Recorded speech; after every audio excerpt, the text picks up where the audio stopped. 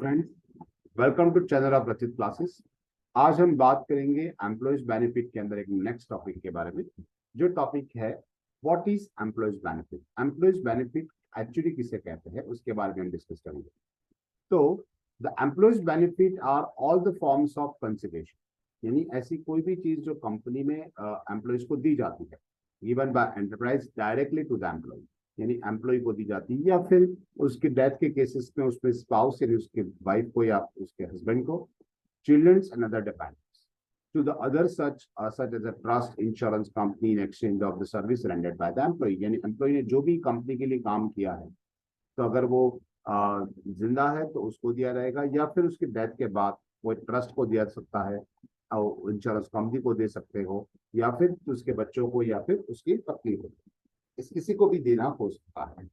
So whether an enterprise is required to provide it for the employees benefit arising from the informal practices, यानी कोई formal practices है, इसका मतलब कि कोई कंपनीज एक्ट या फिर कोई पार्टनरशिप एक्ट के तहत वो रजिस्टर्ड नहीं है, तो they are called as an informal practices. And if the practice established by the employees as they are to be consistent benefit granted either as a part of union negotiations or otherwise, यानी union negotiation के हिसाब से अगर आप उसको payment करते हो, consistent benefits provide करते हो, या फिर और किसी और तरह से, that's clearly establish a pattern.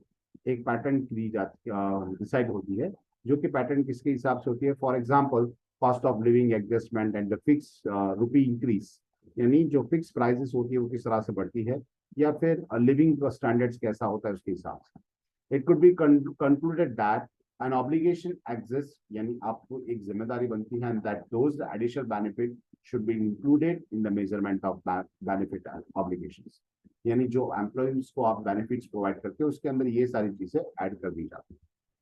What is employ, employ किसे कहेंगे? तो सबसे पहले लिखा हुआ है, for the purpose of the standards employee includes the whole-time director and the managerial personnel। यहाँ पे मैनेजरियल पर्सोनेल्स और कंपनी के जो फुल टाइम डायरेक्टर्स होते हैं उनके उसे भी कंसिडर किया जाता है एम्प्लॉय के अंदर। The standards is applicable to all the forms of employer employee relationship. जहाँ पे एम्प्लॉयर एम्प्लॉय का रिलेशन होता है वो सारी जगह पे ये रूल्स एप्लीकेबल होगा।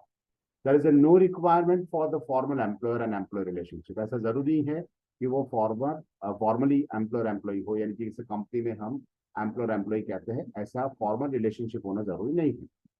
Several factors need to be considered to determine the nature of relationship. ये एम्प्लॉयर एम्प्लॉय रिलेशनशिप जानने के लिए बहुत सारे फैक्टर्स हैं जो ध्यान में रखने। Generally the outsourcing contract may not be meet the definition of employee, यानी कई कबार कंपनीज क्या करती है, तो अपना काम बाहर किसी और कंपनी से करवाती है, तो वो केसेस के अंदर वो आपकी एम्प्लॉय नहीं कहलाएगी। Okay, so employees relationship, however the such contract need to be carefully examined to distinguish between the contract of service and the contract for service। यहाँ पे दो चीज मेंशन की गई कि कॉन्ट्रेक्चुअल बेसिस पे अगर काम होता है तो दो तरह के कॉन्ट्रैक्ट होते हैं। एक होता है कॉन्ट्रैक्ट ऑफ सर्विस और दूसरा होता है कॉन्ट्रैक्ट फॉर सर्विसेज। यहाँ पे मेंशन किया गया कि contract for service implies a contract for the rendering services, यानी प्रोफेशनल या टेक्निकल सर्विसेज होती है, इस तरह से आपको सर्विस देने के लिए कॉन्ट्रैक्ट किए जाते हैं। Okay, and the control where as the contract of service, अगर उसके अंदर एंड लिखा हुआ है limited directions and the control, वहां पे कंट्रोल्स कम होता है, सब्जेक्ट टू कंट्रोल्स यहाँ पे कम होता है। वेयरएज जबकि बात करें कॉन्ट्रैक्ट ऑफ सर्विस के बारे में, implies the relationship of the employer and employee and the person obligated to obey the orders in the work which to be performed and its made and manner of performance। सो यहाँ पे दो चीज आपको mention की गई है। एक होता है कि आप एम्प्लॉयर एम्प्लॉय रिलेशनशिप के बीच में यहाँ पे होता है contract of service. Contract of service के अंदर आपको सर्विस प्रोवाइड करनी है, लेकिन उसका डायरेक्शन आपको एम्प्लॉयर यानी आपका ओनर नहीं देगा, आप अपनी मर्जी से काम कर सकते हैं, जिसे कहते हैं कॉन्ट्रैक्ट ऑफ सर्विस। जबकि कॉन्ट्रैक्ट फॉर सर्विसेज के अंदर क्या होता है कि वो जिस तरह से प्रिस्क्राइब करेगा, यानी आपको इसी तरह से काम करना है, यही मेथड से करना है, तो आपको उसी तरह से करना पड़ेगा। वो बोलेंगे कि ऐसे ही करना है, ओके, तो उसी तरह से वही मोड में आपको करना पड़ेगा, जिसे कहते हैं contract of for services. So contract of service and contract for service में थोड़ा डिफरेंस है।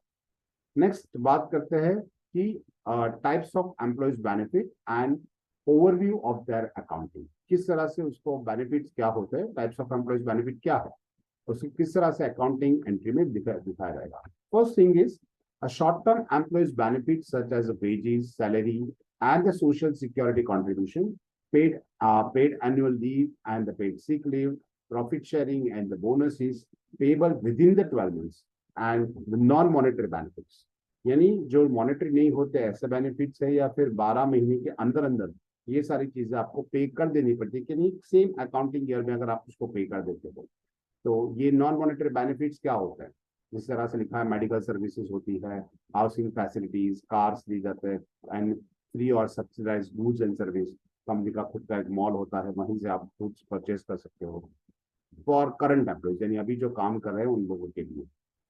When an employee has then rendered the service in exchange for this benefits by debiting the expenses। अगर अब वो एम्प्लॉई कंपनी का है और इसको इस तरह से मॉनेटरी या फिर नॉन मॉनेटरी फैसिलिटीज अगर आप उसको देते हो तो वो एक एक्सपेंस कहलाएगा और हम उसको एज एन एक्सपेंस यहाँ पे नोट करेंगे। यानी फर्स्ट अकाउंटिंग इफेक्ट्स आपको बताई गई। सेकेंड बात करते हैं कि पोस्ट एम्प्लॉयमेंट बेनिफिट्स, यानी रिटायरमेंट के बाद अगर कंपनी किसी को कोई सर्विसेज देती है, जस्ट लाइक पेंशन, तो रिटायर्ड पर्सन को पेंशन प्रोवाइड करती है। अदर रिटायरमेंट बेनिफिट्स बहुत सारे हैं, उसमें से कंपनी कोई भी पेमेंट कर सकती है। पोस्ट एम्प्लॉयमेंट लाइफ इंश्योरेंस, यानी रिटायरमेंट के बाद भी कंपनी आपका लाइफ इंश्योरेंस सिक्योर करती है, उसका प्रीमियम कंपनी पे करती है। तो ऐसे या फिर पोस्ट एम्प्लॉयमेंट मेडिकल फैसिलिटीज भी हो सकती है। ऐसे किस बहुत सारे एक्सपेंस होते हैं जो कि कंपनी बैर करती है। And such benefit may be the defined contribution plan और defined benefit plan। आप उसको defined contribution plan या फिर benefit plan के नाम से जान सकते हैं। If covered by defined contribution plan, अगर वो defined contribution plan के तहत आता है, so contribution is recognized as expense। तब आप उसको expense की तरह consider कर सकते हैं। Contribution due on the date of balance sheet is treated as liability। यानी अगर वो आपको पे करना बाकी है, यानी कंपनी को एम्प्लॉय को पे करना बाकी है, तो वो लायबिलिटी तरीके से आप उसको लिख सकते हो। अगर आपने पे कर दिया है तो आप उसे पेड एक्सपेंस की तरह भी लिख सकते हो। जैसे excess paid is treated as assets, आप उसको ज्यादा पे कर दिया है, एडवांस पे पेमेंट कर दिया है, तो आप उसे असेट्स की तरह भी लिख सकते हो। लेकिन सिर्फ करंट ईयर का पे किया है तो आप उसको एक्सपेंस की तरह कंसीडर करो। आगे बढ़ते हैं। So other long term benefits जो होते हैं, it include the long service leaves. हमने अभी आगे बात की, या 3 या 4 महीने की अगर आपको छुट्टी दी जाती है तो उसे कहते हैं लॉन्ग सर्विस लीव, या फिर सब्टेटिकल लीव्स। यहाँ पे लिखा हुआ है jubilee and other long term benefits. तो लॉन्ग टर्म डिसेबिलिटी बेनिफिट्स भी इसके अंदर आता है। And if they are payable to 12 months or more after the end of the period, यानी आपका एक पूरा साल खत्म होने के बाद अगर आप उसको पेमेंट करते हो, profit sharing, bonus and deferred profit sharing होता है या फिर बोनसेस एंड डेफर्ड कॉम्पनसेशन, आप डेफर्ड कॉम्पनसेशन की तरह उसको पेमेंट करते हो, यानी नेक्स्ट ईयर आप पिछले साल का पेमेंट करते हो। तो legal and the constructive obligations under the plan is calculated on actual valuation and it recognized as expense.